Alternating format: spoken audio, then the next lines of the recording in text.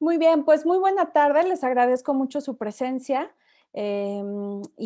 pues que participen de esta propuesta de cursos que emerge en un principio de mi proyecto personal y luego en lo que se transforma Mir Suárez, que es Expertum, nuestra aula virtual, nuestra academia digital, en la que pues tratamos precisamente de configurar una perspectiva de el quehacer humanístico a partir de diversos temas, ¿no? Pero desde un lugar, digamos, menos, lo voy a decir así, menos dogmático, ¿no? Más, digamos, mucho más cercano a nuestra vida cotidiana. Y para eso, pues bueno, hemos convocado a un grupo de docentes, investigadores, pero yo diría que sobre todo amigos y amigas que se han sumado a este proyecto y que hoy particularmente digamos, se asienta en este curso de literatura prehispánica, que es un curso que pretende 24 horas en total, es decir, que estaremos todos los lunes de 18 a 20 horas, todos los lunes de marzo, casi todos de abril, porque ahí, si ustedes recuerdan, se nos va a atravesar exactamente las Mm, vacaciones de Semana Semana Santa, Santa. entonces, bueno, pues esa semana no nos veríamos. Y en realidad no pasa nada porque, digamos, mayo tiene como, nos da todos los lunes y con las clases de mayo logramos sostener el módulo 2. Cada módulo equivale a 4 sesiones y el curso finaliza el 30 de mayo y por supuesto que ustedes reciben su constancia de participación. Y si por alguna razón, digamos, extraordinaria, eventualmente no pueden ingresar a las sesiones o no llegaron o lo que sea, las sesiones inmediatamente, una vez que terminan y se guardan, las subimos precisamente a la Academia Digital Expertum. Ustedes, si deciden inscribirse, bueno, tendrán su usuario para poder ingresar y ver las clases tantas veces como ustedes quieran, además de algunos materiales complementarios que la maestra Carla va subiendo, ¿no? ¿Qué pretende este curso? Bueno, en términos generales, lo voy a decir muy en general porque sé que Carla hará las puntualizaciones adecuadas, pertinentes. Lo que se pretende es mirar, ¿no? ¿Cuáles fueron esas formas que dieron lugar a lo que hoy entendemos como literatura prehispánica? O sea, se abordarán perspectivas desde los mitos, desde los cantos, desde la cultura, las tradiciones mesoamericanas, y entonces se pretende un recorrido por los nahuas, por los mayas, por los mixtecos zapotecos, por los purépechas. Entonces ahí entrarán en algunos conceptos, por ejemplo, como la literatura, además de cultura, identidad y demás, ¿no? Entonces, bueno, por ahí se mueven. El primer módulo lo que se verá es un poco precisamente lo que significa Mesoamérica, las principales culturas, este concepto de hora literatura, que es el concepto, según entiendo, más pertinente. Después en el módulo 2 entrarán con la parte de los códices, que es un lugar, a mí me parece de lo más interesante Fascina. esta propuesta, porque Carla les enseñará cómo interpretar los códices, que es algo que, bueno, todo el mundo habla de códices, ¿no? Pero poquísimas personas saben leerlos. Y entonces, bueno, ella les dará a ustedes las bases para poderlo hacer. Analizarán algunos códices y hacia el módulo 3, es decir, hacia el último, la última parte de nuestro curso, analizarán pues el texto básico, ¿no? El Popol Vuh y algunos otros mitos de la creación. Eso es respecto a la parte del contenido. Ahora bien, respecto a Carla, me gustaría brevemente darles una semblanza para que conozcan un poco más de ella, aunque pues, seguramente ella misma se presentará y les podrá decir varios aspectos que quizá yo omitiré. Pero bueno, Carla estudió la licenciatura en Letras Latinoamericanas en la Universidad Autónoma del Estado de México, la maestría en Estudios Antropológicos de México en la UDLA de Puebla, y el doctorado en estudios latinoamericanos en la Universidad Nacional Autónoma de México. Se ha desempeñado como docente en la propia UAM, en el TEC de Monterrey, en la propia Universidad Anáhuac, y precisamente ella ha optado por especializarse en los temas de cultura mexicana, en los temas de literatura prehispánica, en aspectos que tienen que ver justo con identidad y demás, ¿no? Sus artículos se han publicado en revista Ciudades, revista Brújula, La Colmena, entre otras. En 2009 publicó un libro titulado De Noches, Dioses y Creaciones, y en 2021 el libro Toluca Metepec, una heterotopía. Es además también colaboradora de Viceversa Noticias, miembro activo del Ateneo BKS Toluca. Además, forma parte del Diplomado Interdisciplinario Pensamiento Crítico a Juicio. Y Oquetza es su proyecto personal en el que precisamente pretende difundir la cultura prehispánica e indígena desde una visión decolonialista. Y bueno, en Expertum colabora con nosotros desde el año pasado. Nos sentimos muy contentos y orgullosos porque Carla se ha sumado a este espacio. Verán que es una gran ponente, una gran docente. Y pues nada, les dejo para no quitarles como más tiempo, para que Carla abra el espacio y tengan su sesión, pero que sepan que yo quedo pendiente. Una vez que terminen la clase, pues ya me dicen si gustan sumarse, qué les pareció, etcétera. El canal de comunicación está abierta. Y pues nada, les dejo un abrazo muy grande y gracias por participar esta tarde. Que tengan una excelente clase. Muchas gracias, Carla. Muchas gracias, Mir. Vale, pues bonita tarde. Saludos, bienvenidas. Gracias. Pues, chicas, es un gusto tenerlas acá, como ya les comentó Mir. Pues desde hace muchos años estoy muy como metida en en estos temas de la literatura prehispánica. A mí desde niña me impactó mi primer visita al Museo Nacional de Antropología y creo que desde ahí no he soltado, ¿no? Y bueno, impartí la materia de literatura prehispánica por más de 12 años en la Facultad de Humanidades de la Universidad Autónoma, y también dentro de la Universidad Autónoma impartí la materia de patrimonio gastronómico prehispánico. Y justamente en Oquetza, bueno, ¿de qué se trata Oquetza? Hago una serie de programas en Facebook Live, y ahí pues doy a conocer algunos temas del mundo prehispánico o del mundo indígena actual. Leo también algunos poemas de autores, bueno, de escritores indígenas, y bueno, eso es un poco como el objetivo, ¿no? Porque justamente pocas veces tenemos como estos espacios para poder enterarnos, es un poco lo que comentábamos, ¿no, Susi? Para poder enterarnos, poder dialogar con las personas que sí están como muy interesadas, porque regularmente en la escuela solamente nos dan estos temas un poco así como de embarrada, ¿no? Y pues no comprendemos del todo qué sucedió en el mundo mesoamericano, ¿no? Y pues por eso es que a mí me llama mucho la atención de dar a conocer a la gente sin este afán académico, dogmático, como decía Miriam, el mundo mesoamericano, ¿no? Entonces, pues aquí estoy, espero que les guste mucho la clase de hoy. La verdad es, como les digo, es un tema que a mí me apasiona desde niña, ¿no? Y he estado ahí, pues, justamente leyendo.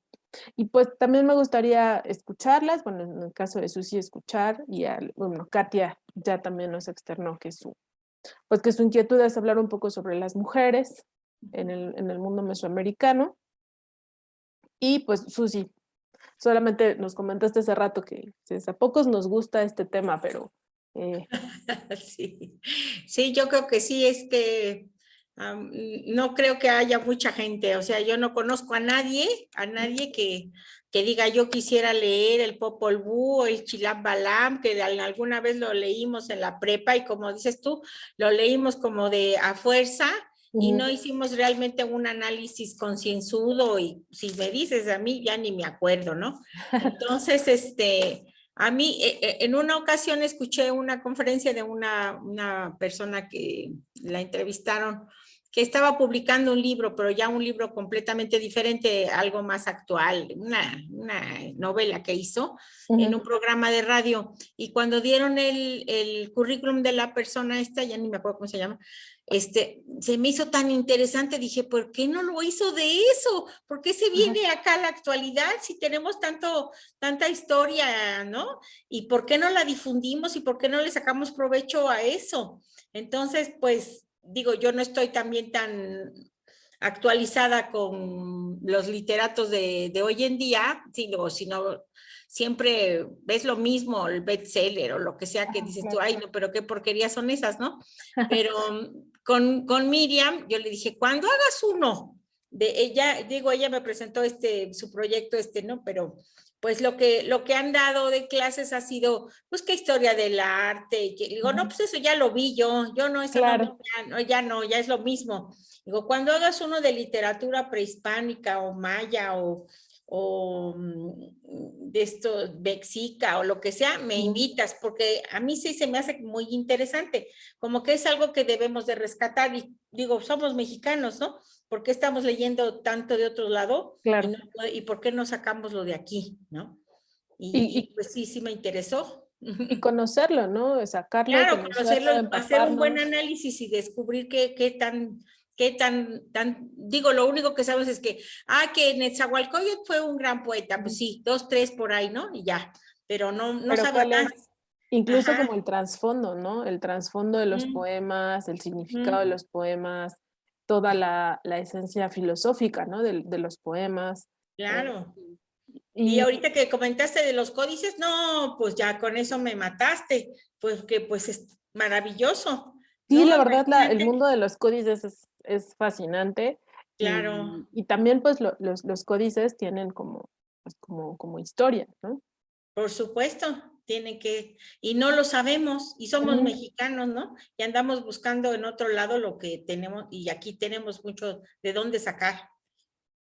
Y también como, no sé, nosotras que no somos como de ascendencia, o más bien de descendencia indígena, creo que, y también esa es como mi inquietud, creo que estamos como obligadas a conocer pues toda la historia del mundo mesoamericano, del mundo indígena actual, y a vivir un poco como algunos dicen, un mestizaje a la inversa, Ujú. que es pues empaparnos de toda esta cultura, de toda esta información y pues llevarla a nuestra vida, ¿no? Llevarlo a nuestra forma de vida, a nuestra forma de ser y a nuestros actos, ¿no? Entonces, eso es un poco lo que algunos teóricos llaman el mestizaje a la inversa. Y creo que, al menos esa es mi postura, tenemos como la obligación de hacer esto, ¿no? Ujú.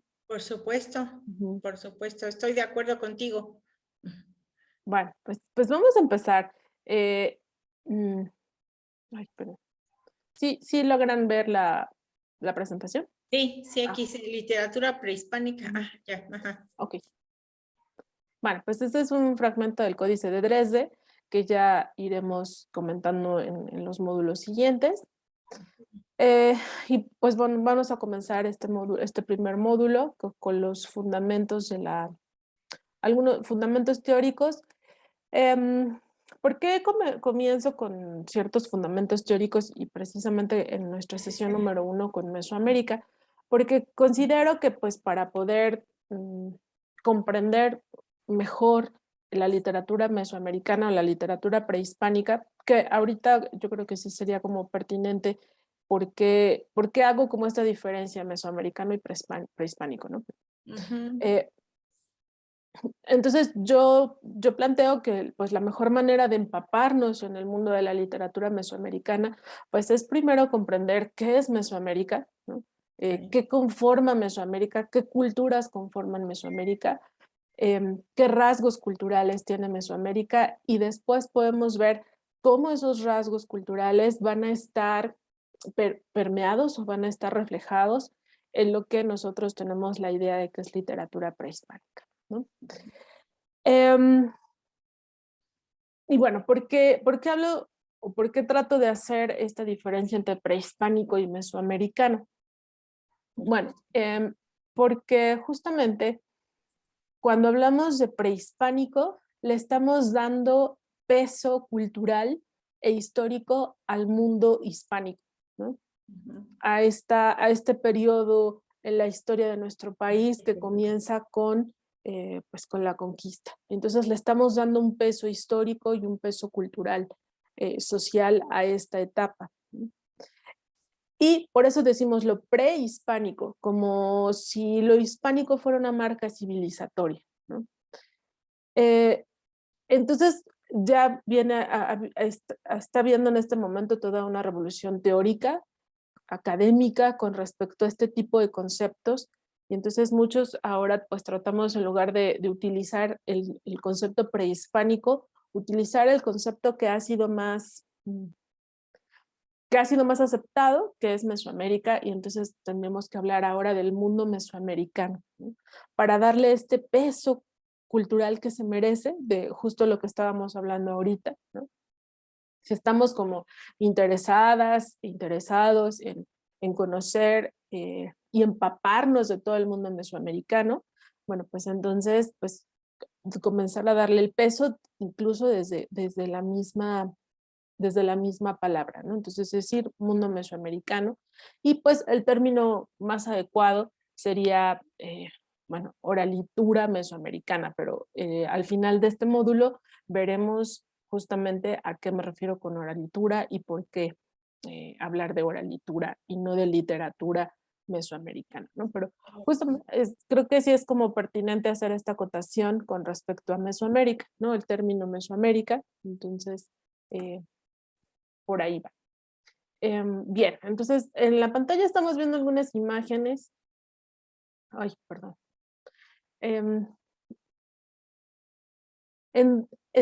Bueno, en esta parte vemos el Códice de Dresde, también otro fragmento del Códice de Dresde. Voy a poner el puntero. Este sería un fragmento del Códice de Dresde. Esta es una vasija maya. Esta es una escultura teotihuacana de la muerte. Creo que es como muy evidente.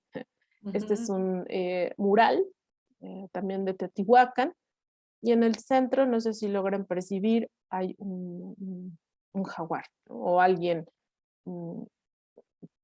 disfrazado de jaguar, ¿no?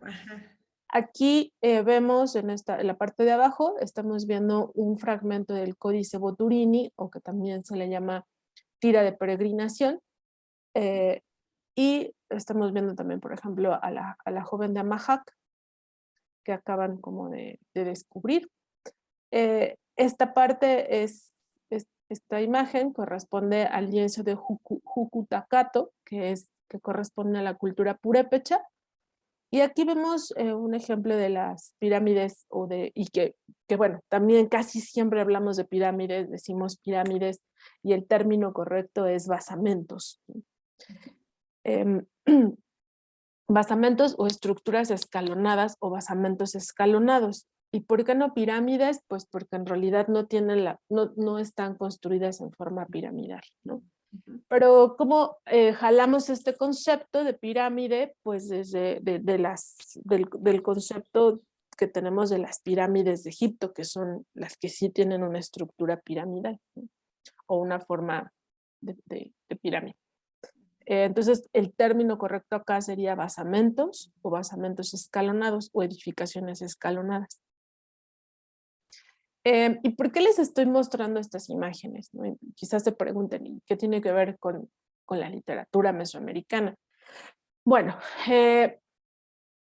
porque cada uno de estas imágenes del lienzo de Jugutacato, del Códice Boturini, de la escultura de la muerte teotihuacana, de esta vasija, incluso, bueno, en esta vamos a encontrar justamente historias, ¿no? Historias de estos pueblos, historias de estas naciones que ahora nosotros conocemos como mitos. También en módulos siguientes pues vamos a ver qué es un mito, cuál es la característica del mito, que bueno, seguramente por sus estudios podremos dialogar mucho mejor, ¿no? Con respecto a qué es el mito, cómo se configura un mito, y vamos a ver, un poco como adelantando vísperas, que en esta vasija nos cuenta una escena del Popol Vuh. Entonces, es por eso que en todas estas expresiones, llamémoslas expresiones artísticas o expresiones culturales mesoamericanas, podemos encontrar estos mitos y podemos encontrar estas historias. Entonces, de entrada, pues yo propongo que esto también puede ser parte de la literatura mesoamericana o de la oralitura mesoamericana, ¿no? Esa es un poco como mi propuesta. Obviamente también los cantos, obviamente también los poemas, los códices que nos cuentan historias, también aquí en este fragmento del Códice de Dresde, pues el Códice de Dresde, parte de la información del Códice de Dresde lo vamos a encontrar en el Popol Vuh. Comparten información, ¿no? Y bueno, ya después veremos por qué es que comparten información, qué información comparten, y bueno, pues ahí está como este vínculo que tienen estas expresiones artísticas con la literatura. No sé, chicas, si hasta acá quisieran comentar algo, decir algo. No, va bien, síguele. Continúa. Ok, va. Y bueno, ¿qué es? Va, Katia, perfecto. ¿Qué es Mesoamérica? Región geográfica, sí. Es una región geográfico-cultural. Y este concepto, la idea de Mesoamérica, el concepto de Mesoamérica fue acuñado por este antropólogo alemán, que es Paul Kirchhoff, y fue un concepto que se acuñó perdón, en 1943. Los teóricos de aquella época estuvieron de acuerdo con este concepto de llamar a esta región geográfico-cultural Mesoamérica, ¿no? Entonces, desde 1943 le llamamos Mesoamérica, y es un concepto que no ha sido discutido porque creo que viene como, se explica como muy bien, ¿no? Pero más allá de ser una región geográfico-cultural que comprende del trópico de Capricornio a Centroamérica, pues vamos a ver que es una cultura, ¿no? Es decir, una sola cultura que tiene un núcleo duro y que se va a desarrollar en diferentes culturas, ¿no? O sea, no solo es una cuestión geográfica.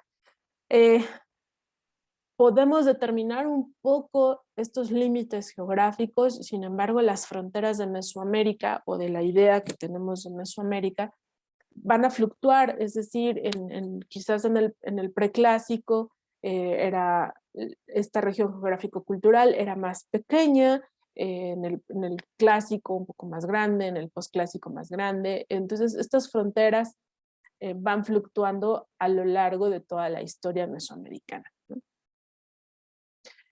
Pero sí, podemos decir que más o menos estos son los límites desde el trópico de Capricornio a Centroamérica, ¿no? Es Centroamérica que abarca países, bueno, actualmente Belice, Guatemala, El Salvador, Nicaragua, incluso, y parte de Costa Rica, ¿no? También Honduras. Entonces es una región muy, muy extensa. Por ahí León Portilla, Miguel León Portilla, que es uno de los grandes, o fue uno de los grandes estudiosos de la literatura mesoamericana y también de la cultura mesoamericana, que estoy segura que sí han escuchado mencionar, ¿no?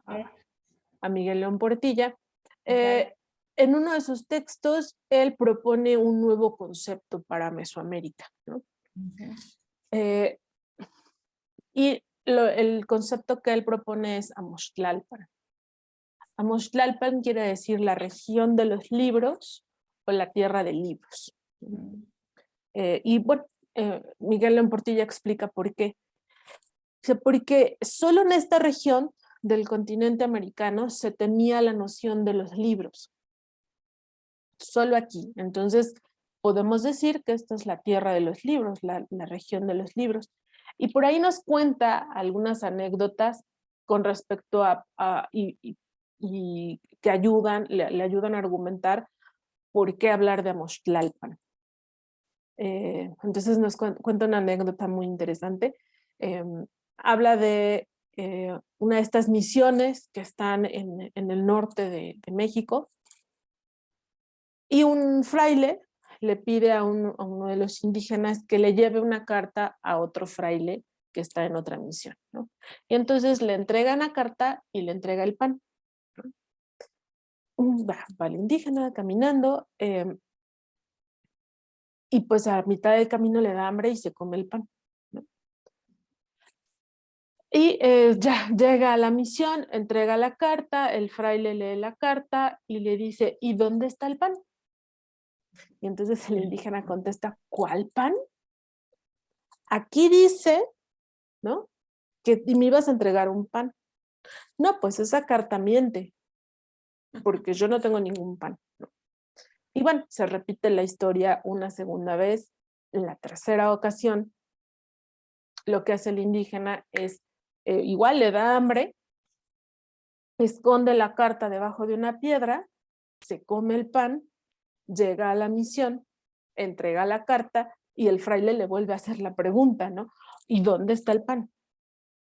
Aquí dice que me vas a entregar un pan, ¿dónde está el pan? Dice, pues esa carta miente porque yo no tengo ningún pan y yo la escondí cuando me lo comí, ¿no?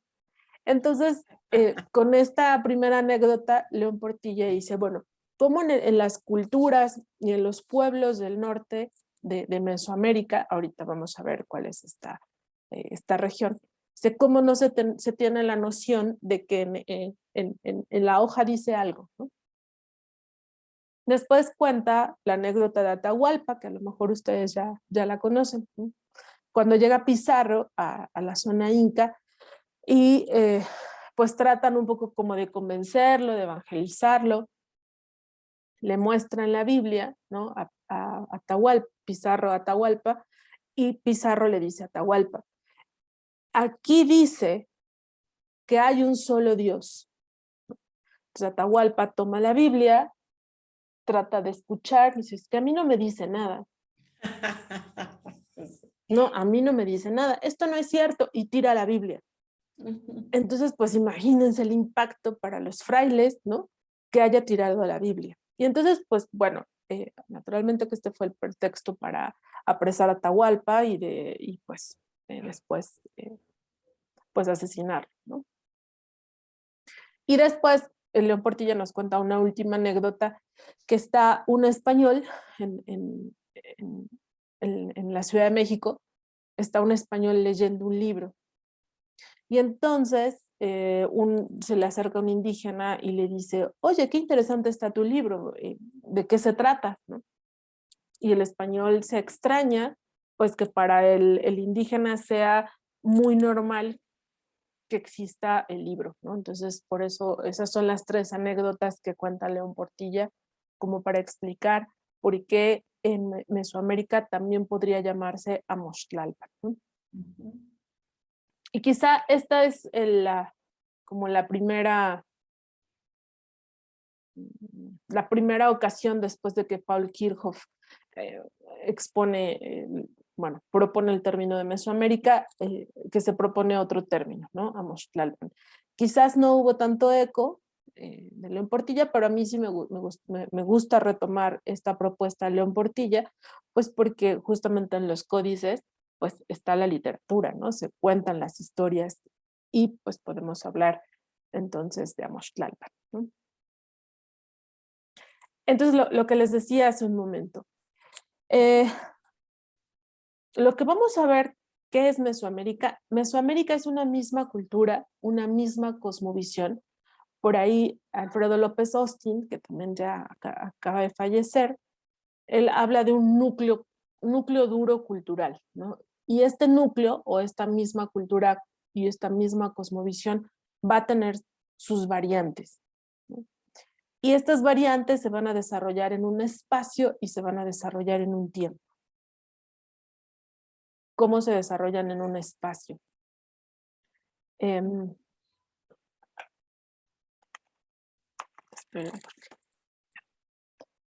se estaba acabando la pila. Se desarrollan en este espacio, ¿no? Este mapa nos muestra regiones en América, o al menos en Norteamérica, donde se desarrollan grandes culturas. Mesoamérica correspondería a esta parte. Les repito, esta frontera podría ser a veces más pequeña o podría ser más amplia, y hasta Centroamérica, ¿no? Entonces, en esta región, pues tenemos esta región que es la región de Occidente, donde mayoritariamente se desarrollan los purépechas. Acá tenemos una región norte, ¿no? Que comparte parte de lo azteca, región costa del Golfo, que pues está los huastecos, los totonacos y pues los olmecas, ¿no? Que es la cultura madre. Después tenemos el altiplano central, donde como que se conjuntan todos los pueblos nahuas, Oaxaca, que sería como toda la zona mixteco-zapoteco, y toda la zona maya, ¿no? Y también para mí es como muy importante que visualicemos este mapa, puesto que a veces pensamos o tenemos la idea que como que todas las culturas estaban en el mismo lugar, ¿no? Y en el mismo tiempo, ¿no? Entonces hay como esta división espacial, geográfico-espacial. Y después también a veces tenemos como la idea que en el norte de Mesoamérica ya no había nada porque es desierto, ¿no? O ya no vivía nadie, o todos eran nómadas, salvajes, ¿no? Pero no es así, ¿no? Sí va a haber una región muy, muy amplia, que es esta, de color azul clarito, que se le conoce como Aridoamérica. Aquí se van a sentar culturas que son nómadas, efectivamente. Son culturas, o también se llaman como las culturas del desierto. Y después vamos a tener una región que su mismo nombre lo dice, ¿no? Oasis América. Es una región también, como ven, muy amplia, que pues bueno, por cuestiones históricas del siglo XIX, pues gran parte de esta región queda en Estados Unidos y una pequeña parte queda en México. Aquí también se van a desarrollar grandes culturas, pero que no tienen como esta noción de libro, ¿no? Pero sí tienen un desarrollo cultural importante, y pues cabe mencionar que había relaciones económicas entre Oasis América y Mesoamérica, ¿no? Entonces, bueno, ahí está. Entonces, pues es un continente pues vivo, ¿no? Por ahí hace poco vi un mapa y no tuve como la precaución de guardarlo. Y era un mapa de Estados Unidos y de Canadá. Y en ese mapa se ponían en lugar de dividir Estados Unidos y Canadá en los estados, no sé, Utah o Alaska o California, era un mapa donde se dividía a partir de los grupos indígenas, ¿no? De los indios de Norteamérica. Y entonces era un mapa como muy interesante. Y no, la verdad no tuve la precaución de guardarlo, ¿no? Pero pues también es como interesante esto, tener como esa visión. Ajá. Bueno, aquí tenemos como un acercamiento, ¿no? Y ya tenemos como la idea de los estados que abarca Mesoamérica, o que abarcó Mesoamérica, Aridoamérica y Oasis América, aunque este mapa lo marca un poco más pequeño, ¿no? ¿Cuáles son las culturas que se desarrollan en Oasis América? es la cultura mogollón, la cultura Hohokam y la cultura de los Anasazi. Y de los pueblos, también así se llama, la cultura de los pueblos. Y ellos pues establecían en estos, pues, en estas cuevas, ¿no? Y construían casas, veamos este ejemplo, construían casas pues incluso de 3 pisos, ¿no? Esta zona está en México, se encuentra en México. Y entonces, pues, aquí se establecían, eran ciudades enormes. No sé si han tenido la oportunidad de visitar Paquimé, en Chihuahua. No, yo no. ¿No? No. ¿No? No, yo no. Ajá. Bueno, Paquimé es una ciudad mogollón, de la cultura mogollón, si no me equivoco, es mogollón. Y es una cultura, bueno, es una ciudad muy interesante y que está a unas 2 horas de la frontera. Está en Chihuahua, pero está a unas 2 horas de la frontera con Estados Unidos, ¿no? Y es muy interesante. El dato acá con Paquimé es que tienen un templo, que es el templo de las guacamayas. Entonces uno se pregunta, ¿cómo hasta allá en el desierto hay un templo de las guacamayas, ¿no? Y sí, y los restos arqueológicos sí han demostrado que sí había guacamayas y que estaban vivas esas guacamayas y que las traían desde la zona maya, ¿no? O sea, solamente veamos pues la movilidad que había entre todas estas culturas, ¿no? Pero ahora sí, bueno, esto solamente es como un ejemplo de lo que es la cultura de Oasis América. Se está uniendo a alguien más. Vamos a...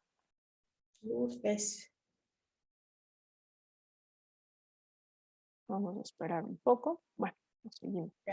Y esta es una expresión de la cultura mogollón también, ¿no? Okay. Y pues, lo que se conoce como las pinturas, esto sería como una pintura mural, ¿no? Ok, entonces, en un tiempo, ¿no? Yo les decía, Mesoamérica, estas culturas, estas variantes, pues se van a desarrollar en un espacio, que ya vimos ahorita el espacio, y en un tiempo. ¿Cuál es ese tiempo? ¿No? Hola, ¿qué tal, Lourdes? ¿Cómo estás? Hola. Hola, hola. Pues bienvenida. Estamos aquí conociendo Mesoamérica, ¿no? Como les decía a Susi y a Katia, para mí es como importante que tengamos como un panorama un poco más específico de lo que es Mesoamérica o qué entendemos por Mesoamérica, ¿no? Pues bienvenida. ¿Cuál es ese tiempo? Bueno, el tiempo se ha dividido por cuestiones, un poco como para facilitarnos el estudio de todas estas culturas, de todas estas naciones, pues se ha dividido de manera temporal. Y se ha retomado un poco como el concepto de lo clásico, ¿no? El concepto pues de la cultura griega principalmente, ¿no? De ahí viene esta cuestión del clásico.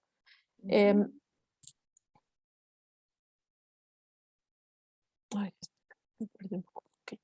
Entonces, pues tenemos el preclásico que va del 2500 antes de Cristo al 150 después de Cristo. Bueno, que ya últimamente también se está tratando como de modificar esto de antes y después de Cristo y hablar un poco de antes de nuestra era y después de nuestra era, ¿no? El clásico que va del 150 al 200 al 900. Y luego el posclásico, que va del 900 después de Cristo al 1521, ¿no? Y cada uno de estos periodos va a tener su subdivisión, ¿no? Y ustedes se preguntarán, ¿cuáles serían como los parámetros para subdividirlo? Pues son parámetros del desarrollo de estas sociedades e incluso de algunas marcas civilizatorias, ¿no? Entonces, esto sería como la división temporal. Aquí se nos va abriendo un poco más el campo, el horizonte, y vamos a ir viendo cómo se conjugan el tiempo y el espacio. Acá está, no sé si logran apreciar la imagen. No sé si se logra apreciar. Sí. Ok, entonces aquí ya podemos conjuntar tiempo y espacio, ¿no? Estas regiones que habíamos visto en el mapa, que es el sureste, el Golfo, Oaxaca, centro, occidente y el norte, ¿no? ¿Y qué culturas o qué naciones se van desarrollando en el posclásico, en el sureste? Bueno, perdón, está de abajo hacia arriba, perdón. Preclásico, ¿no? ¿Cuáles son las que se desarrollan en el sureste, en el Golfo? Y este mapa que yo lo dejaré en la plataforma de Expertum para que también ustedes lo puedan consultar, consultar y tener a la mano, pues nos da justamente este horizonte de que no todas las culturas estaban juntas, ¿no? No sé, al menos a mí cuando... ¿Perdón? No todas se desarrollaron Al mismo al tiempo. mismo ¿no? tiempo. Ajá. No sé, a mí, por ejemplo, cuando iba a la escuela, en la primaria y de esas, bueno, las primeras veces que nos enfrentamos académicamente a este mundo, pues uno queda con la sensación de que todas están al mismo tiempo, ¿no? Y no. Se desarrollan al mismo tiempo y que los teotihuacanos eran amigos de los mexicas y que convivían con los olmecas, y pues no fue así, ¿no? Y también ahorita vamos a ver cuál es la característica de cada uno de estos periodos, ¿no? Bien, entonces, en el preclásico medio vamos a encontrar el desarrollo de Olmeca. Y vamos a ver que hay de la cultura olmeca, perdón. Vamos a ver que hay una presencia olmeca tanto en el sureste como en Oaxaca. ¿Por qué va a haber esta presencia olmeca? Bueno, pues porque hay relaciones comerciales principalmente, relaciones económicas. Más adelante, con el desarrollo de las naciones, incluso va a haber asociaciones, relaciones maritales, no son relaciones maritales, se me fue la palabra, alianzas matrimoniales, ese es el término correcto, alianzas matrimoniales, ya estaba diciendo acá otra cosa, alianzas matrimoniales entre, por ejemplo, Teotihuacán y señoríos mayas. Entonces, bueno, como les comentaba hace rato, si había relaciones comerciales entre Oasis América y los mayas, pues también en las relaciones entre las culturas que están cercanas van a ser muy, muy fuertes. Y es justo por estas relaciones que va a haber una convivencia económica y cultural, sobre todo cultural. Entonces, vamos a ver que todas estas naciones van a compartir rasgos culturales, aunque no compartan el tiempo y no compartan el espacio. Después, en el preclásico tardío, nos dice aquí que va a haber rivalidades entre los centros regionales. En el clásico temprano, desarrollo de la tradición maya y el esplendor maya. Lo maya que nosotros, o la idea que nosotros tenemos de lo maya, es justamente durante el clásico, ¿no? Es decir, estas pirámides muy adornadas, se desarrollan justamente durante el clásico, ¿no? Perdón, Susi, ¿decías algo? ¿No? Ok. Después, en el clásico, si nos damos cuenta, hay como mucho movimiento cultural. En el Golfo, va a estar el Tajín, la presencia los totonacos. En Oaxaca está el poderío de Monte Albán. Hay presencia teotihuacana en el Golfo y está el poderío de Teotihuacán. Este poderío Vamos a ver que hay presencia teotihuacana en el Golfo, presencia teotihuacana en Occidente, y va a haber presencia teotihuacana en la zona maya.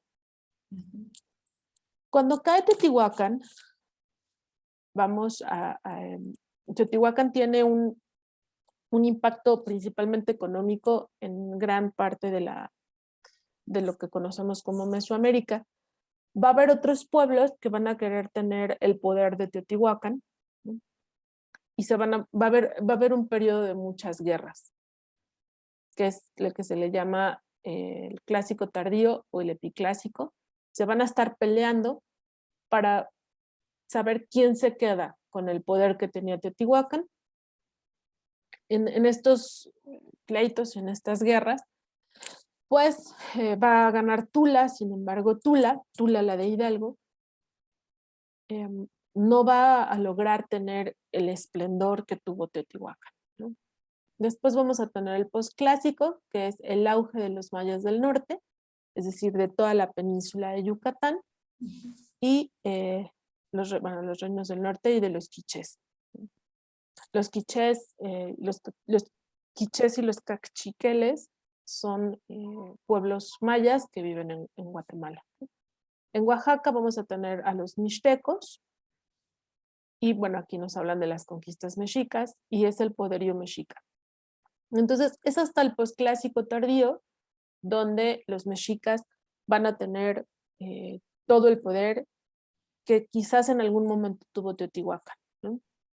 Y vamos a tener el poderío tarasco o bien el poderío purépecha, ¿no? Entonces, bueno, repito, el cuadro se los dejaré ahí en la plataforma para que puedan consultarlo y puedan acceder a la información de manera más rápida. ¿Cuáles son las características del preclásico, ¿no?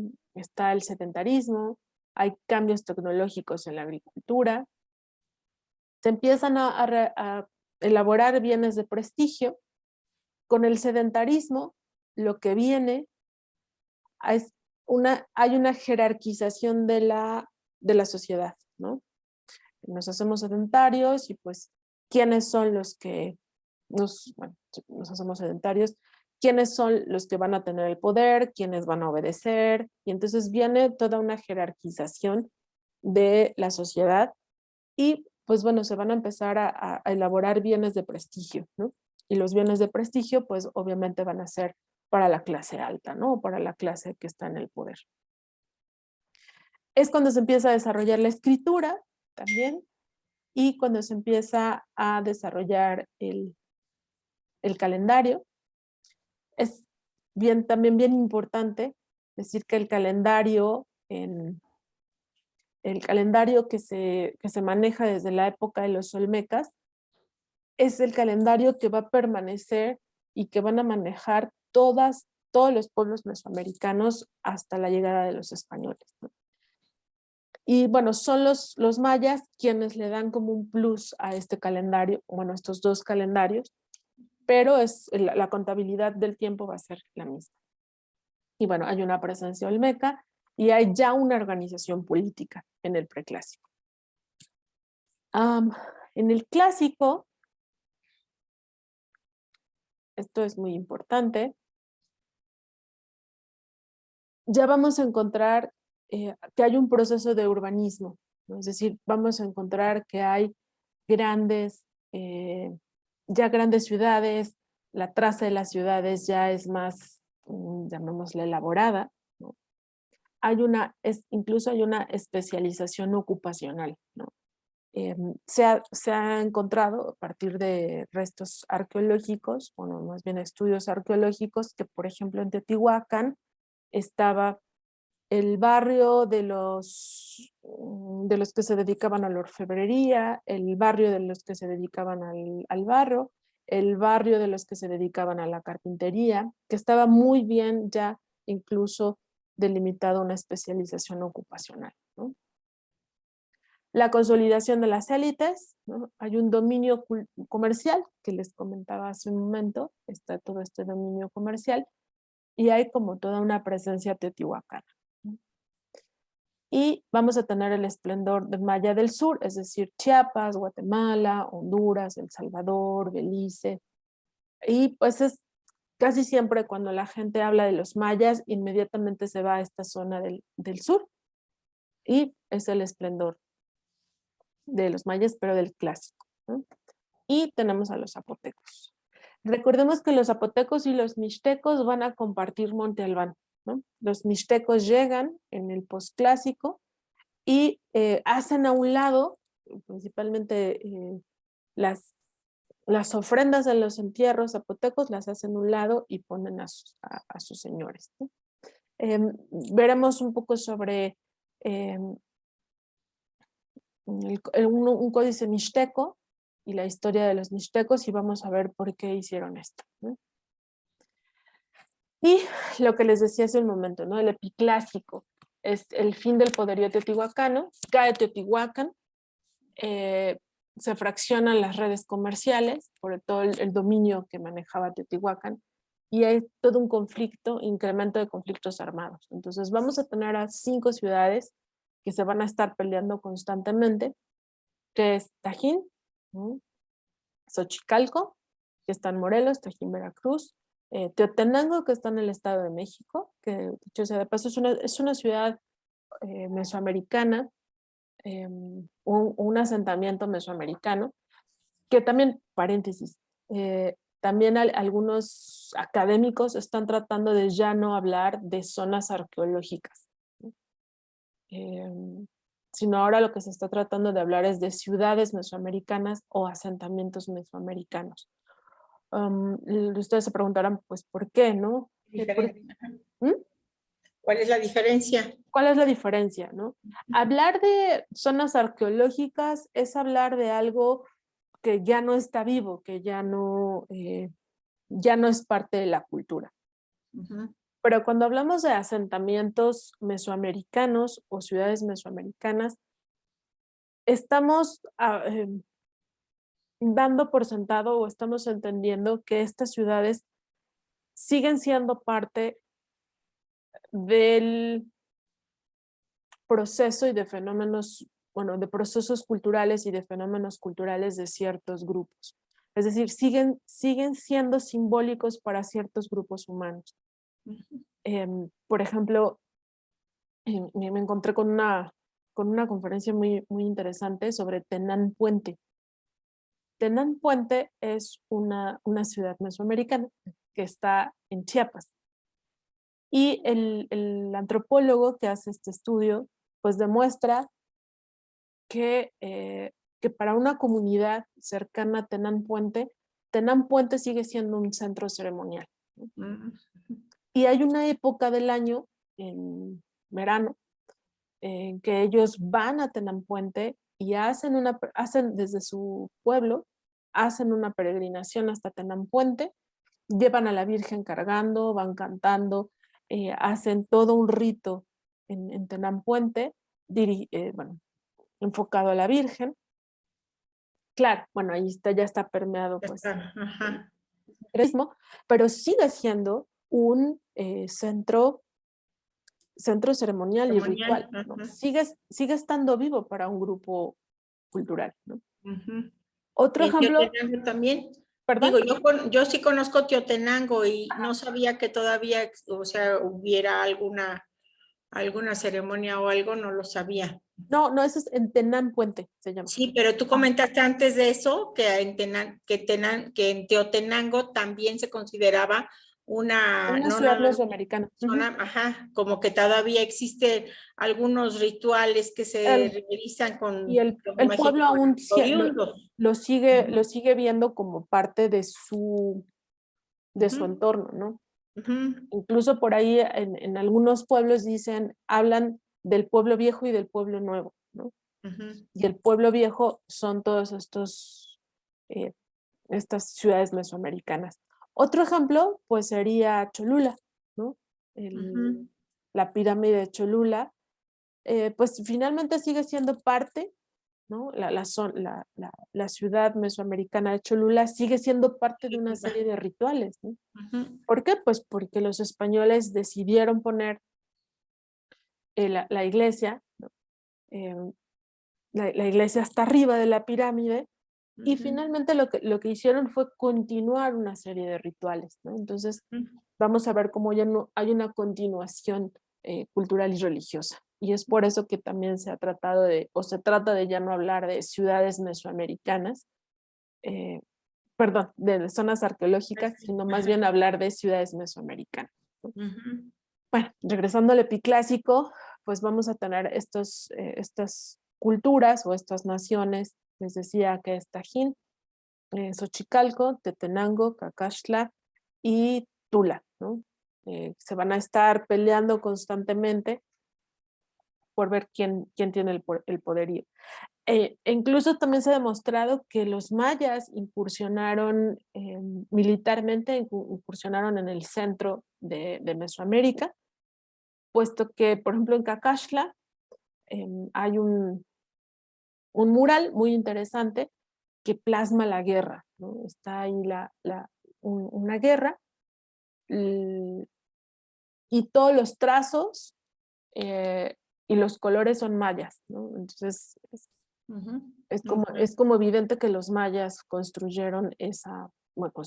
pintaron ese mural y, y pues cuentan una guerra y cuentan su derrota, ¿no? Entonces ahí, bueno, está demostrado esto. El posclásico, pues es la época que nos queda un poco más cercana, ¿no? Y vamos a ver que hay un fuerte militarismo, hay un intercambio entre oasis y Aridoamérica. Vamos a encontrar los sacrificios humanos, pero en su máxima expresión. Esto no quiere decir que en el preclásico y en el clásico no hubiera sacrificios humanos. Sí existían los sacrificios humanos, por supuesto que sí, pero en el posclásico el sacrificio humano se lleva a su máxima expresión, ¿no? Principalmente por los mexicas, ¿no?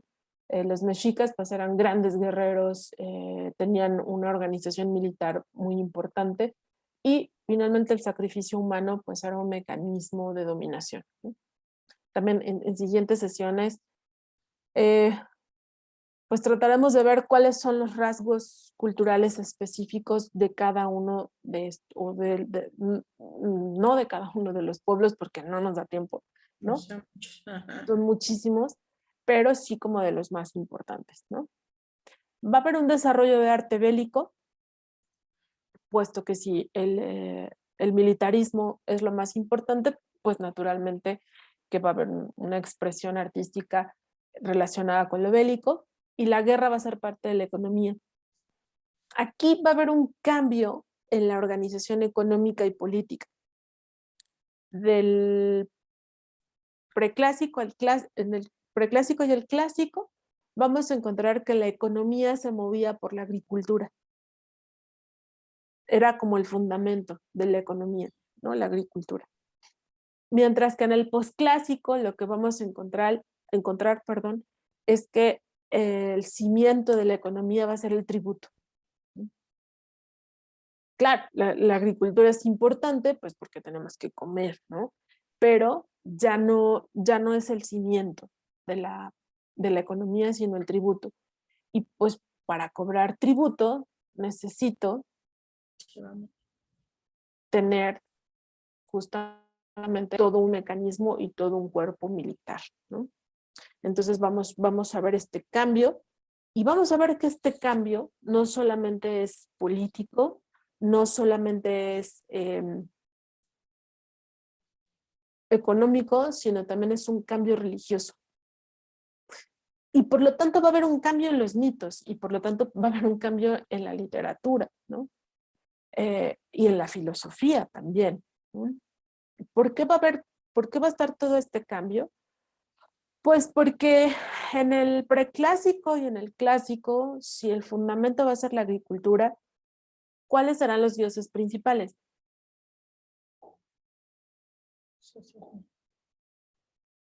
¿Cuáles creen, chicas?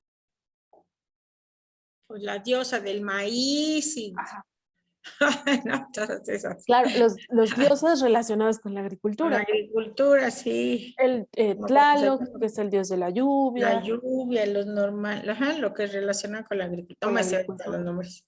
Ujú. No sé, por ejemplo, Tlaloc, Chalchiutlicue, que es la diosa de las aguas terrestres. em, Vamos a tener a Quetzalcóatl, que está relacionado con la agricultura, a Xilonen y a otras deidades que están relacionadas con la agricultura, ¿no? Cuando viene este cambio del clásico al posclásico, lo que vamos a encontrar es un cambio de religioso, ¿no? Entonces,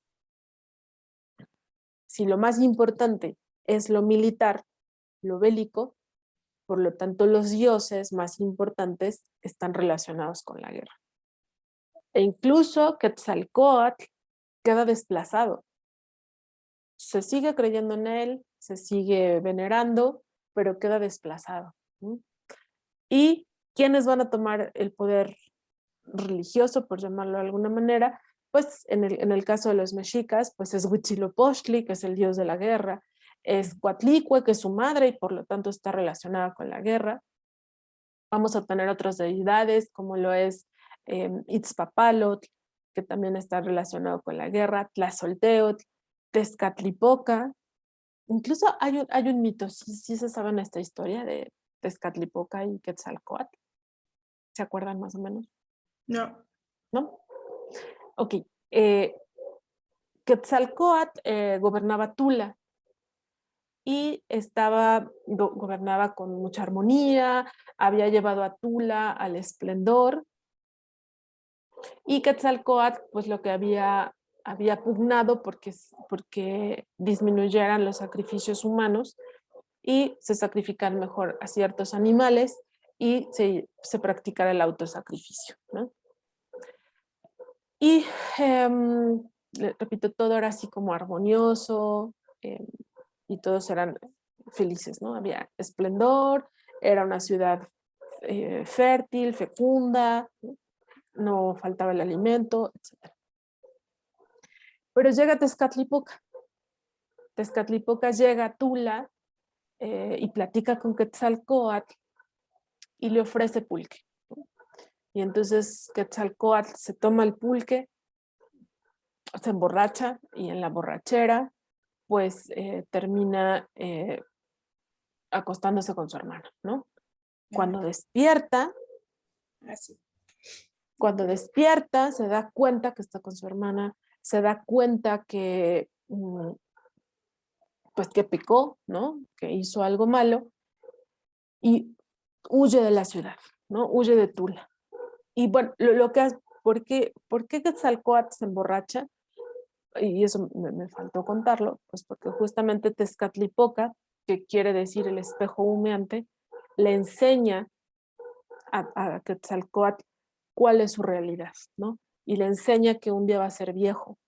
Y a Quetzalcóatl no le gusta lo que ve en el espejo y por eso se emborracha y después comete, pues se me fue esta palabra. Incesto. Incesto, ay, pero así, luego no les pasa que se les Sí, olvidan las palabras. la traes aquí, pero no. Ajá, y dije tabú, o sea, sí, eso es un tabú, También es un tabú. pero no es lo que comete Ajá. Quetzalcóatl, que comete incesto, justamente. No le gusta lo que ve, no le gusta que va a ser viejo, no le gusta que obviamente no está de acuerdo por haber cometido incesto y se va. Deja Tula y promete regresar. Y quien se queda gobernando Tula es Tezcatlipoca, ¿no? Entonces, aquí adelantando un poco la sesión de los mitos, pues cuando los mitos no solamente van a explicar fenómenos naturales, sino también van a explicar fenómenos políticos, sociales, y justamente lo que explica este mito es este desplazamiento que yo les decía de los dioses. Como Tezcatlipoca, que es un dios guerrero, un dios que está a favor del sacrificio humano, le va a ganar a Quetzalcóatl y lo saca de su ciudad, ¿no? Entonces, es este mito me está explicando este movimiento político, social y naturalmente cultural, ¿no? El mismo mito de Huitzilopochtli, voy a contárselos así de manera rápida, ¿no? Coatlicue, que es la mamá de Huitzilopochtli, pues estaba barriendo el templo, se encuentra una bolita de plumas, le parece curioso, trata de explicarse qué es esto y se lo guarda, ¿no? Aquí en la faja de su enredo. Y termina de barrer, se le olvida que se había guardado esta bolita de plumas. Cuando la busca ya no está y se da cuenta que está embarazada, ¿no? Y pues se empieza a preocupar porque ella ya tiene 401 hijos. Su hija mayor es Coyolxauhqui y sus 400 hijos son los Sentzon-Witznawa, o que también se conoce como los 400 surianos. El número 400 equivale al infinito, ¿no? Decir 400 en el pensamiento náhuatl era hablar del infinito, ¿no? Y pues se angustia porque está embarazada otra vez, ¿no? Y pues ya saben, ¿no? Que los chismes corren rápido y Coyolxauhqui se da cuenta, se entera que Coatlicue está embarazada. Se enoja y reúne a sus 400 hermanos y les dice, no podemos permitir que nuestra madre nos ofenda de esta manera, vamos a matarla. Y todos dicen, están de acuerdo. Y uno de los 400 hermanos va y le avisa y le dice que Coyolxauhqui ya viene con sus otros hermanos dispuesta a matarla. Coatlicue, naturalmente, pues se angustia. Y su hijo desde el vientre, que es Huitzilopochtli, le dice, no, no te preocupes que yo te voy a defender, ¿no? Pero ¿cómo me vas a defender si aún no naces, ¿no? Tú no te preocupes. Y le pide a su hermano que le avise cómo va el avance de sus otros hermanos. Y le dice, pues, ¿qué crees? Que ya están aquí en la falda del monte, ¿no? Del templo. Ya están por subir. Y pues Coatlicue se angustia todavía más. Y Huitzilopochtli trata de calmarla y le dice, no te angusties, yo te voy a defender. Y pues ya Coyolxauhqui viene subiendo y viene subiendo el templo. Y ya cuando casi va a llegar a la parte de arriba del templo, Huitzilopochtli nace con su serpiente de fuego, que es su arma, y mata a Coyolxauhqui. Y mata al resto de sus hermanos. ¿Qué está explicando este mito? Pues está explicando varios fenómenos. Está explicando el amanecer, porque Coatlicue es la madre de la diosa de la tierra, Huitzilopochtli es el sol, Coyolxauhqui es la luna, y los 400 surianos son las estrellas. Como les decía hace rato, el número 400 es infinito. Representa el infinito. Pero también nos está explicando este fenómeno social, ¿no? El desplazamiento de ciertas deidades, de ciertos pensamientos por lo militar, ¿no? Que es Huitzilopochtli, no solamente es el dios del sol, sino también es el dios de la guerra. Y por eso, repito, que se van modificando los mitos, ¿no? Entonces sí es importante. ¿Cómo vamos hasta acá, chicas? Bien, ahí vamos, ¿Sí? vamos. Sí, pues todo es un panorama general, ¿no? Nada Sí. más para, ya después podremos ir como que Ya particularizando, ¿no? Vamos a ir Pero sí profundizando. está, exacto, eso ahorita es un panorama general para darnos idea de cómo estaba desarrollándose todas las culturas en Mesoamérica. Ok. Me parece muy acertado. Gracias, así. Katia.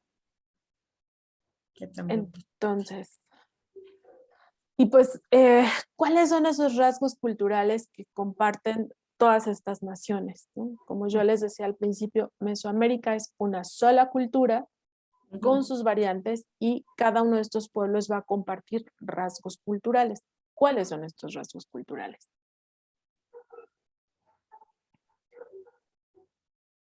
En primera, recordemos esto, ¿no? Son sociedades que viven una historia compartida. Y van a tener nexos. ¿Cuáles son esos nexos? Económicos, religiosos y políticos. Uno de los rasgos culturales más importantes, o el rasgo cultural que atraviesa a todos los pueblos y atraviesa a todas las naciones mesoamericanas, es la presencia del maíz. El maíz lo vamos a encontrar en todos los mitos de creación, en el Popol Vuh, en el mito de creación de los nahuas, de los mixtecos. Va a estar presente, va a haber un dios relacionado con el maíz, va a haber un dios que les va a dar el maíz a los seres humanos. Entonces es este rasgo cultural que comparten, repito, todos los pueblos de Mesoamérica. Se tiene el dato de que es la cultura mocoya, que quiere decir gente de maíz. Es la primera cultura que, y que está en la zona del Soconusco. La zona del Soconusco está en Chiapas. Es la primera cultura que ya desarrolla el maíz de manera, llamémosle como profesional, ¿no? Y es por ahí antes del, en el posclásico, obviamente, ¿no? Aquí les puse algunas imágenes de algunos códices donde se muestra pues la importancia del maíz. En esta primera imagen, esta es una imagen del Códice Florentino. Recordemos que el Códice Florentino es un códice que hace, bueno, que elabora Fray Bernardino de Sahagún con la ayuda de sus informantes, ¿no? De los que son llamados los informantes de Sahagún, ¿no? Y lo que vemos aquí es esta mujer está arrojando los granos de maíz a este hombre, ¿no? Le está leyendo los granos de maíz. Los granos de maíz, bueno, se puede, así como se leen las cartas para ver el futuro, pues también nos pueden leer los granos de maíz para ver qué es lo que nos depara, ¿no? Y aquí, por ejemplo, están hablando, aquí vamos a ver la vírgula de la palabra, no sé si la aprecian, ella le está diciendo algo, él contesta, e incluso él está llorando, no sé si logran que está llorando, ¿no? Porque, por lo que le dice. Entonces, y esta práctica de la adivinación a través del maíz es una práctica que fue dada por los dioses, ¿no? Le fue dada a la mujer, a la primera mujer, que es Hipactonal, ¿no? Y está en el mito. En esta otra imagen también es del Códice Florentino, y vamos a encontrar a una mujer que está cociendo los granos de maíz. Aquí está la olla, aquí está el fogón, el fogón que está compuesto de 3 piedras. Aquí vamos a ver más adelante, mencionaremos algún fragmento del Chilam Balam de Chumayel, donde habla que el universo se creó a partir de 3 piedras. Y esto a mí me parece realmente bello, ¿no? Que dice el universo se asentó, dice así el Chilam Balam, se asentó en 3 piedras, ¿no? Y lo interesante es que, por ejemplo, el centro de las casas de mesoamericanas, pues es el fogón, ¿no? Y es el centro del universo, y el fogón siempre se va a prender, o la lumbre vamos a tener 3 piedras, ¿no? Y son las 3 piedras que representan de alguna manera el universo, el fogón. Pensemos un poco, el molcajete tiene tres patitas, ¿no? Sí, es cierto. Ajá. El metate también tiene 3 patitas, ¿no? Entonces Ahí está. Veamos cómo estos mitos van a impactar en lo cotidiano, ¿no? El molcajete, pues, es también un símbolo, ¿no? de este universo creado y ordenado por los dioses, ¿no? Esta es una imagen de un códice mixteco, Y aquí está representando a un ser humano como la planta del maíz. No sé si se dan cuenta, tiene aquí su raíz y tiene su planta de maíz, ¿no? que nace de aquí. Vamos a ver que en muchas representaciones de los dioses del maíz o del maíz, la planta del maíz va a salir de aquí, de esta parte, ¿no? Que es como interesante. La evolución del maíz, aquí, ¿no? Estos serían como las primeras mazorcas. Okay. Perdón, es que las primeras mazorcas, ¿no? Y esta evolución de la planta del maíz se va a contar en el Popol Vuh, que es bien interesante, ¿no? Entonces, cuando lleguemos al Popol Vuh, les contaré cómo en el Popol Vuh nos cuentan esta evolución del maíz. Y bueno, lo que les decía, algunas deidades relacionadas con el maíz, que es Pacal. No sé si han tenido la oportunidad de visitar Palenque, estoy segura que sí. Sí, En el templo de las inscripciones está la tumba del rey Pacal o la lápida del rey Pacal, que bueno, no podemos ver la original y hay una réplica que es muy buena, obviamente, y que está en el Museo Nacional, ¿no? de Antropología. Y lo que vamos a ver en esta lápida es justamente cuando Pacal muere y resucita. O sea, esta imagen nos explica, en una sola imagen nos explican dos momentos. Pacal muere y Pacal resucita, y resucita como el dios del maíz.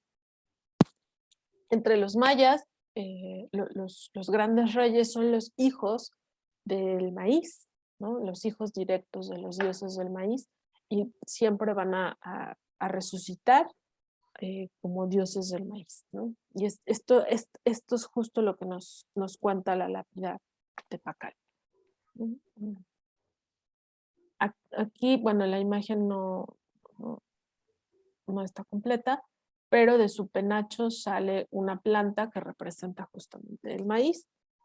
Y también aquí la cruz, que seguramente han escuchado esto, como algunas ideas, ¿no? Que dicen, no, los mayas ya tenían la noción de Cristo porque representan la cruz. la cruz. ¿Sí lo han escuchado? Y Pues hay muchas similitudes, ¿no? Ajá. hay muchas similitudes, pero en realidad no es una cruz cristiana, es una cruz completamente equilibrada. Y lo que en realidad representaba a los mayas con la cruz es la planta del maíz. No sé si han tenido la oportunidad de ver cuando ya está espigando, en algún momento sí se forma como una cruz, ¿no? Yo también después les enseñaré una foto de la planta del maíz que cuando espiga se ve que forma una cruz. Aquí, bueno, les presento a mi gato, que siempre está de metiche, perdón. Y aquí es importante hablar un poco sobre el nixtamal. ¿Sí está claro? Sí. Sí, el nixtamal, sí. Entonces, regresando un poco al maíz, que seguramente esta mujer está echando el nixtamal, como así se llama, echar el nixtamal. Algunos teóricos hablan de que la marca civilizatoria en Mesoamérica es la agricultura del maíz, pero otros teóricos, y yo estoy de acuerdo con estos segundos, dicen que en realidad la marca civilizatoria es el nixtamal. ¿Por qué? Porque el nixtamal, el echar el nixtamal ya implica un proceso y un desarrollo social, ¿no? No solamente dominar la tierra para que crezca el maíz, sino ahora dominar al maíz, ¿no?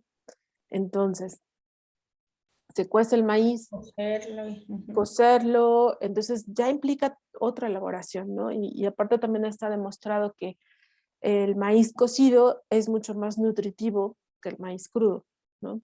o hacer harina de maíz crudo. Entonces, y otras implicaciones del proceso de nixtamalización, pues es un desarrollo culinario, ¿no? Gastronómico. Porque ya echa el maíz y ¿qué puedo sacar del nixtamal? ¿Qué alimentos puedo sacar? Pues muchos, todo lo que quieras. Las tortillas, Tortillas, los sopes, tamales, ¿qué más? muchos, todo lo que quieras. Atole, el pozol que se come que se toma en Chiapas, perdón. Y de las tortillas, pues bueno, ahora puedo hacer tostadas, totopos, flautas, chilaquiles, ¿no? Entonces, bueno, viene todo un desarrollo gastronómico. Y junto con ese desarrollo gastronómico, por supuesto que va a haber un desarrollo de la tecnología alimentaria, ¿no? Porque entonces ahora, pues ya voy a poder construir un comal. O sea, necesito cocer las tortillas en donde, pues tengo que crear un comal. Necesito escurrir, ¿no? el nixtamal, ¿qué tengo que hacer? Pues una coladera. Entonces voy generando tecnología, lo que se conoce como tecnología alimentaria, ¿no? Claro. Entonces, por eso para algunos teóricos, la marca civilizatoria en Mesoamérica más bien tendría que ser el nixtamal, ¿no? Y también dicho sea de paso, solo en Mesoamérica, en la región mesoamericana y en las naciones que pertenecieron, o en los países actuales que pertenecieron a esta zona, solamente se hace el nixtamal. Aunque en otros países, no sé, por ejemplo, Colombia, Venezuela, utilizan el maíz, pero no hacen el nixtamal, ¿no? Por ejemplo, las arepas pues son de maíz, ¿no? Pero no como resultado de la nixtamalización, sino lo que se hace con las arepas pues es moler el maíz ya seco y es la harina de maíz, y ya después se hacen las arepas, ¿no? Ok, ¿qué otros rasgos culturales van a compartir? La COA, ¿no? La COA, cultivo de la chía, el cacao, el frijol y la calabaza. Dicho sea de paso, el cacao es también una planta que a veces no se le da como la importancia que realmente tiene. Aquí voy a adelantar un poco de información, o más bien otro rasgo cultural que comparten los pueblos mesoamericanos es el pensamiento dual. ¿Qué es esto del pensamiento dual? El pensamiento dual es que todo en la vida se da en pares para tener un equilibrio. Son opuestos que son opuestos necesarios para que haya un equilibrio. Podríamos aquí hacer una comparación quizás a veces como peligrosa y sería hablar del yin y el yang. ¿Sí se acuerdan de la figura del yin y el yang, ¿no? Está en lo blanco hay un punto negro y en lo negro hay un punto blanco, ¿no? Es más o menos así funciona el pensamiento dual. Si hay vida, por lo tanto hay muerte. O sea, para que haya vida, forzosamente tiene que haber muerte, ¿no? Si hay noche, es que forzosamente hubo un día, ¿no? Entonces, todo se va a dar en pares duales. Si hay femenino, por lo tanto hay masculino. Y ese es el pensamiento mesoamericano. Vamos a ver, por ejemplo, en el Popol Vuh, que los seres humanos fueron creados de maíz blanco y de maíz amarillo. Y esto tiene que ver también con la dualidad.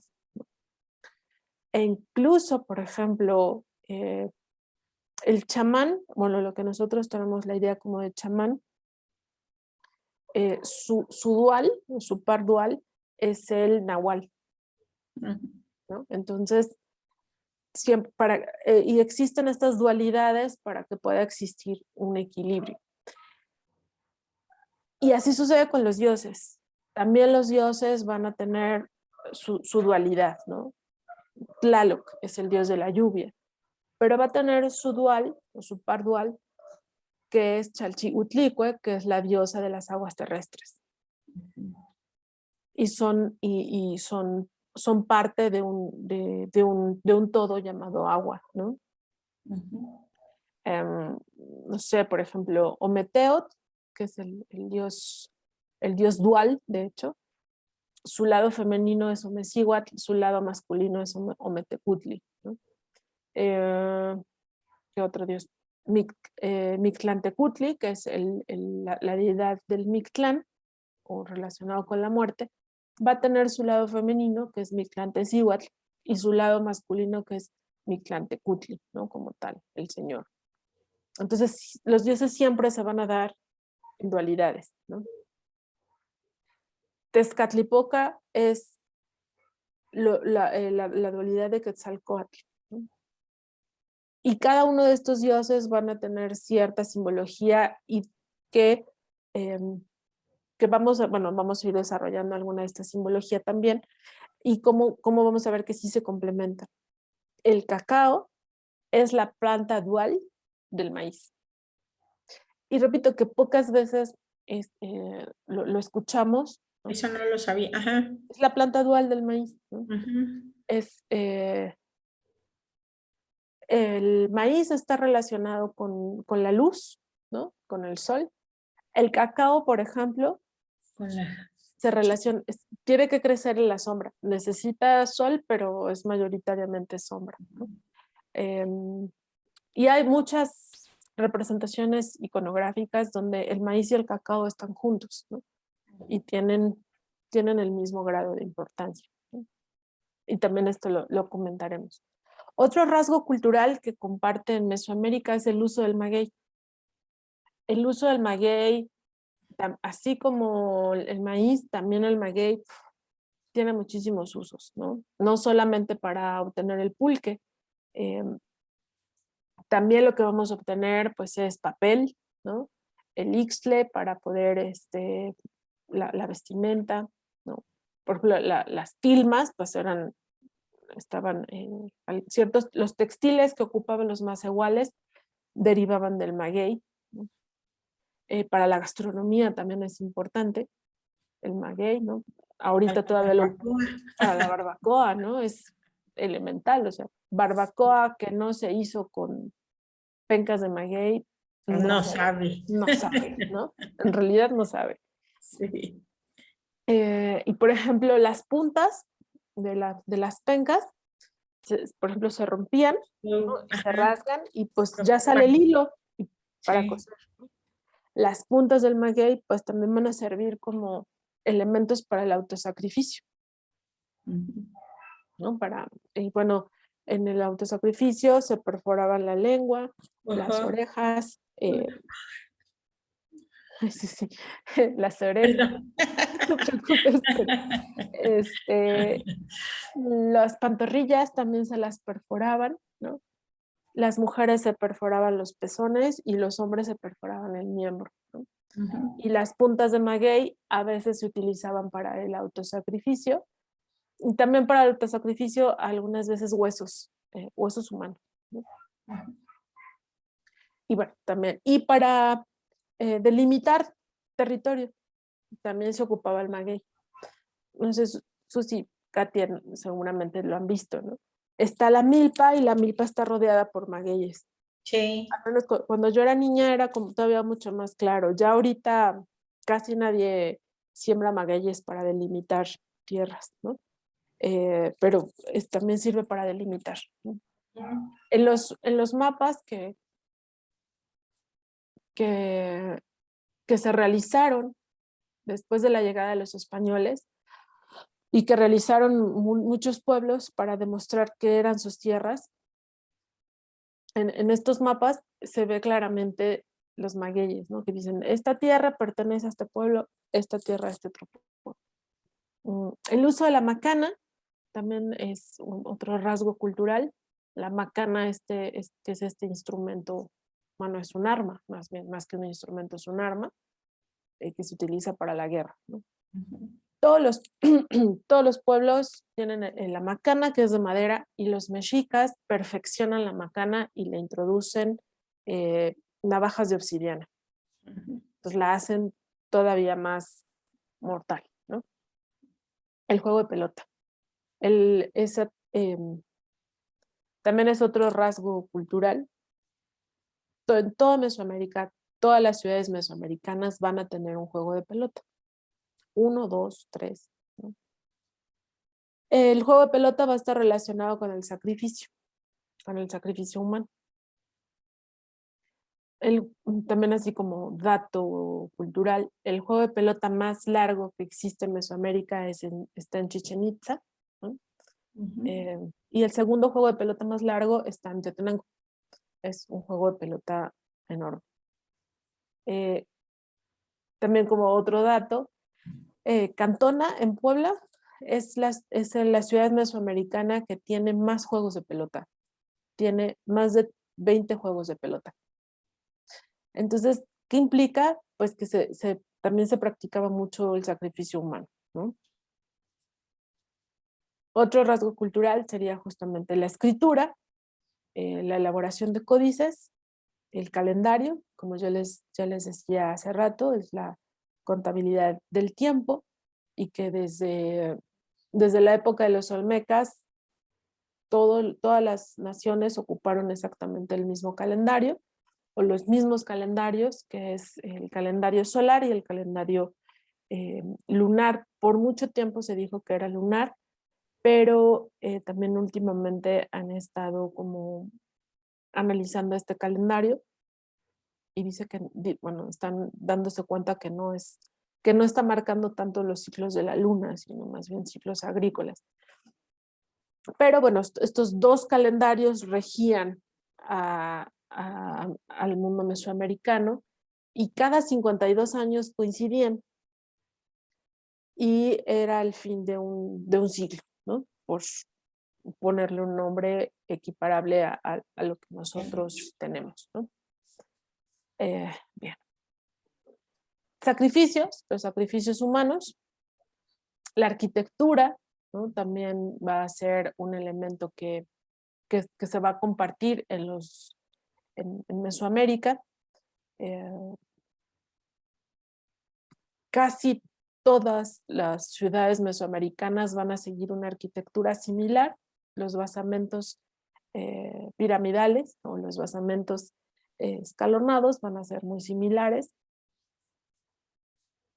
Otro rasgo serían las órdenes militares, la guerra. La guerra como una estrategia para obtener cautivos y que estos cautivos después se van a sacrificar, y un panteón, ¿no?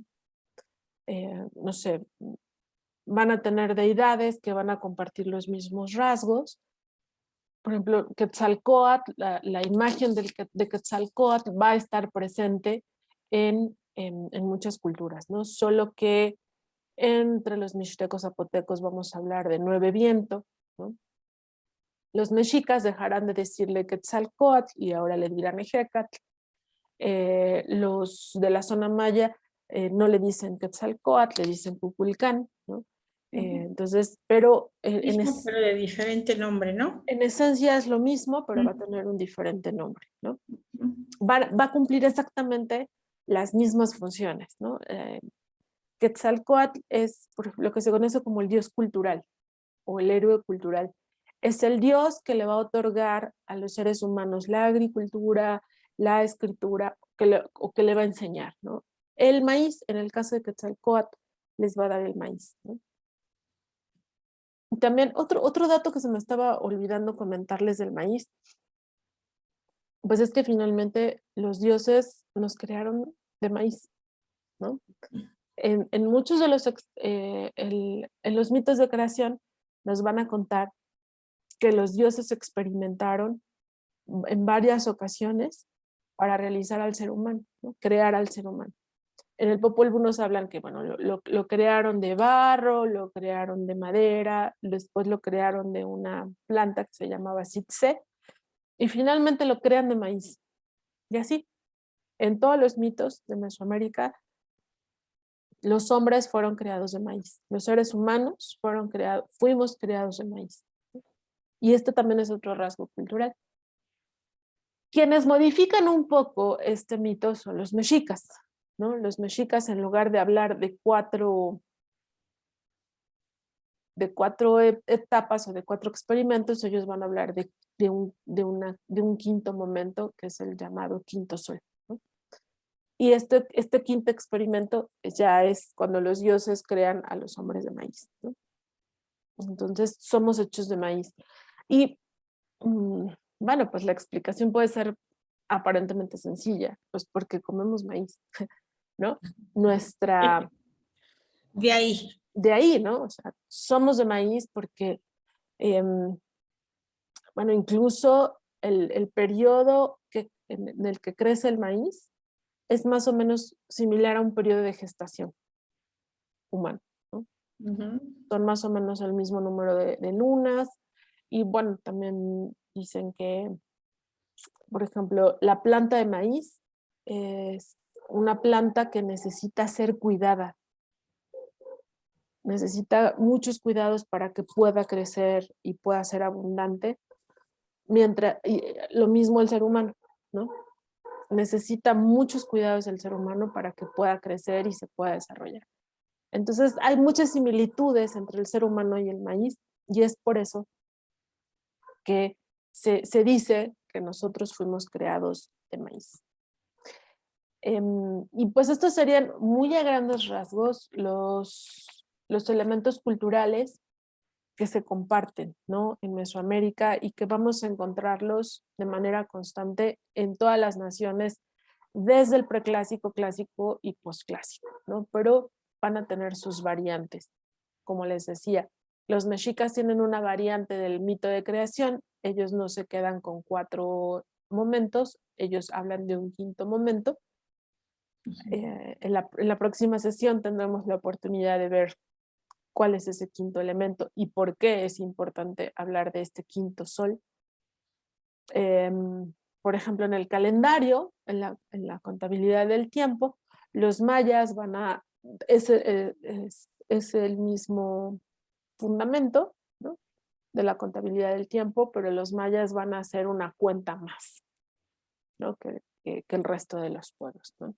De ahí que seguramente se acordarán que se supone que se iba a acabar el mundo el 12 de diciembre del 2012, ¿no? ¿Sí era en el 2012? Sí. Sí.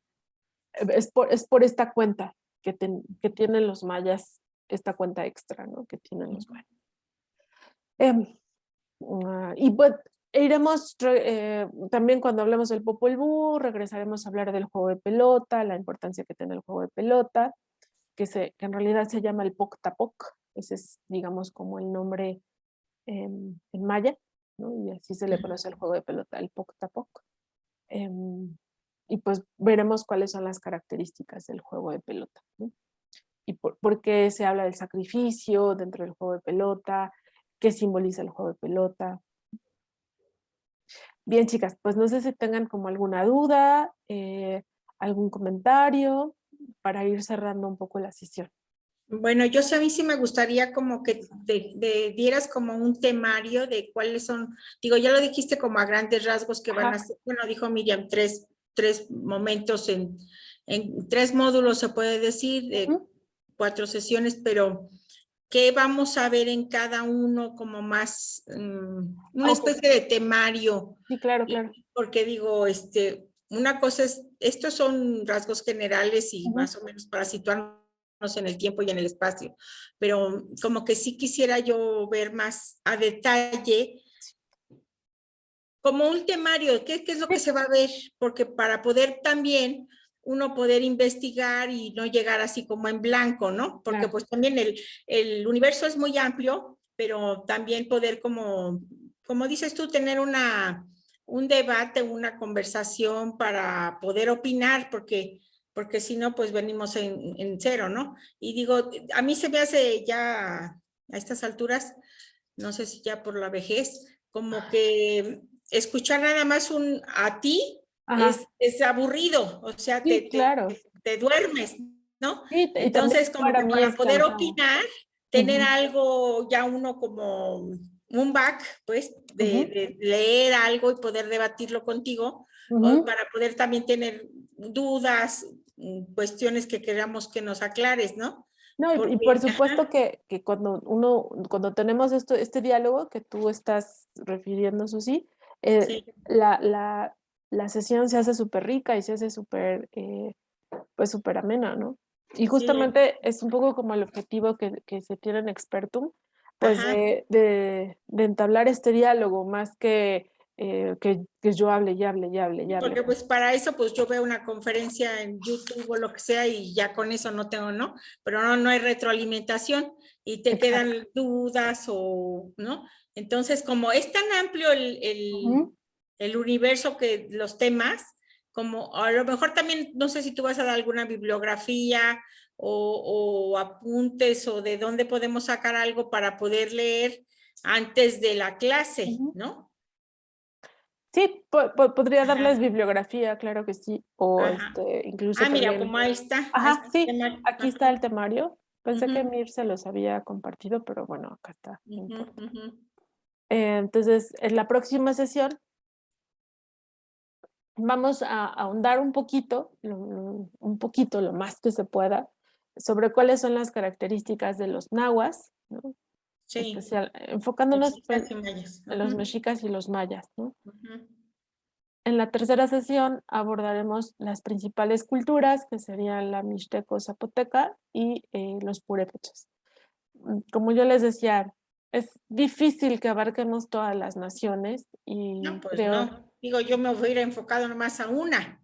Digo, porque para poderlo ver como más a detalle, pero digo, está bien tener un panorama general sí, y ya de ahí podemos, sí, como te digo, por ejemplo, que me dijeras tú, bueno, vamos a ver principales culturas, nahuas, mexicas y mayas. Yo ujú, ya averiguo, veo, busco y ya lo que tenga duda, pues te lo digo, ¿no? sí, perfecto, sí, Ujú, y eso a mí también me encanta, ¿no? Me encanta. ujú. Sí, Eh, para poder tener una retroalimentación, porque haz de cuenta, ahorita lo que tú nos comentaste, digo, hay detalles que yo no sabía y eso, pero pues digo, en cualquier libro de historia de México lo puedes ver. sí, Entonces, claro, y no tiene como mucho como chiste, que, ¿no? ¿cuál es Ujú, mi plus, no? sí, Digo, ajá, entonces sí, por eso sí me gustaría ver, bueno, ya lo tienes aquí, ujú. pero Pues bueno, justamente la idea del módulo 1 es así como yo lo planteo un poco como el curso, es como tener lo justo este general, panorama general, ¿no? sí, sí, Para claro. ya en los siguientes módulos adentrarnos a la Ya lo que literatura es como realmente la tal, expresión literaria. la Ajá. expresión literaria, y pues el tener el panorama general, pues nos va a ayudar a comprender mucho más la Ujú. literatura, ¿no? Exacto. Sí, me parece bien. Entonces, por ejemplo, en el módulo 2 ya es donde hablaremos un poco de los códices, nos enfocaremos en el códice Boturini, Sí. hablaremos de lo que es Inxochillincuicatl, que serían los cantos, los poemas, Ujú. el Tlachtoli, que sería como la prosa, Sí. y lo que te decía Katia, los cantares de Xibalché, que son justamente estos cantares, que son muchos de estos cantos o de estos poemas, bueno, son mayas y son muy femeninos, ¿no? O sea, son cantos de mujeres. Ándale, ya podemos analizarlos Ujú. ahí. Ujú. Luego en el módulo 3, sí, módulo 3 hablaremos del Popol El Vuh bulbo. Ajá. y de la relación de Michoacán y del mito de creación mixteco. Chemiteco. Ujú. Sí, bueno, ya de ahí nos seguimos a la siguiente módulo porque nos vas a dejar picadas. Sí, ya, y es Como que que es como dicen, una probadita. una picadita, Es ¿no? una probadita para que nos piquemos y le sigamos al siguiente módulo, yo creo, ¿no? Porque sí está muy interesante. Ujú. Muy bien. Entonces, Ya quedamos. déjame ver si puedo compartir aquí en el chat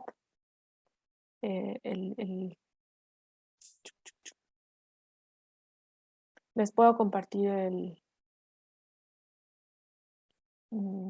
sí, acá está, el documento para que lo puedan descargar y lo tengan a la mano, ¿no? Sí, muchas gracias. Y pues bueno, pues inviten a otras compañeras al curso y ya por ahí les muestras, le muestran Sí, el temario. el Ujú. temario, ¿no?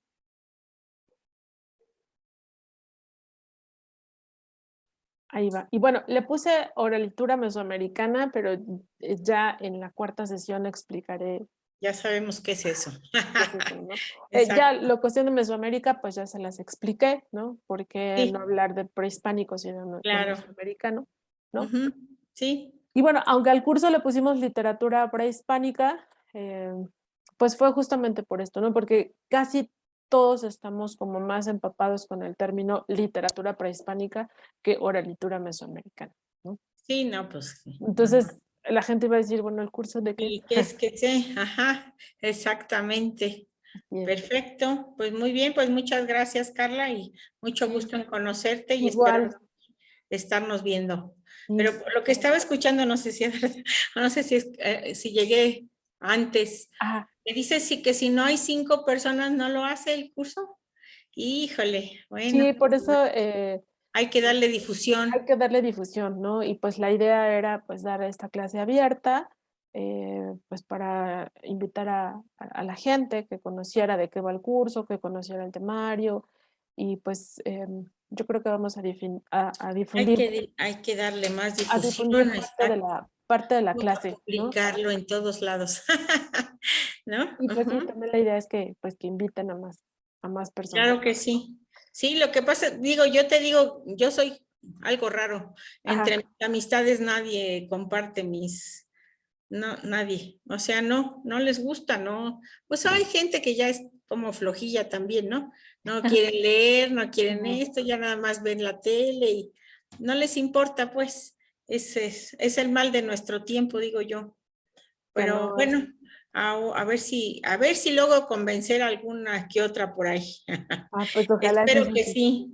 Muchas gracias, Carla, y Sí, mucho sí, sí. gusto. Igual mucho gusto, Ceci. Y si Espero no que se hace hagan. el curso, pues ni modo, pues a lo mejor podemos hacer algo otra cosa. Sí, ¿Verdad? podríamos plantearle otra cosa a Miriam, ¿no? Ajá, Y podemos ver que qué se se hace. puede hacer para no quedarnos como Como en con el... la espinita, ¿no? Exacto. Vale. Muchas gracias. Sí, a ti, Susi, un gusto. Gusto. Nos vemos, Katia. Hasta Hasta pronto. pronto. Ya Chao. nos salimos, ¿verdad? Adiós, Sí, goodbye. ya.